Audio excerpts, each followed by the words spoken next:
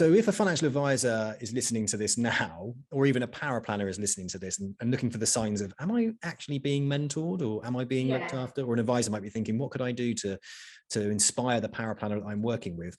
What can be done? If what is good mentorship when it comes to an advisor mentoring a paraplanner? I think first and foremost, like being generous with your time. If there's an area that a paraplanner is lacking in terms of knowledge, technical knowledge or confidence,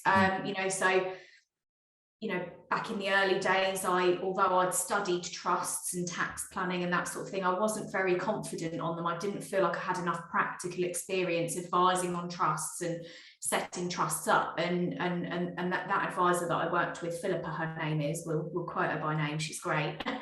Yeah. She sat with me and talked me through those key points. And just someone being generous with their time and their knowledge in that sense is a massive confidence boost for one.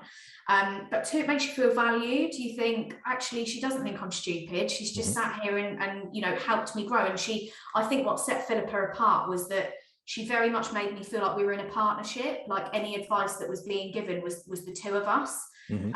Which really was inaccurate at the time. I really do not feel I added a lot of value, to be quite honest. It was entirely her, but I've held that with me through the rest of my career, and very much, you touched on about the glitz and glamour of advisors, and unfortunately there are some advisors who don't have that view with their paraplanner or admin or client services teams. So I've held that with me, that like, actually, we're the buffer for the advisor. We're making sure that compliance and risk levels are being met, but equally we're the buffer for the client. Would I want to tell my mum to do that? Would I want to tell my nan to do that?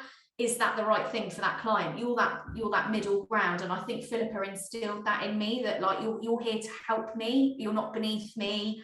We're working together. So I think that's at the very, very core of mentorship.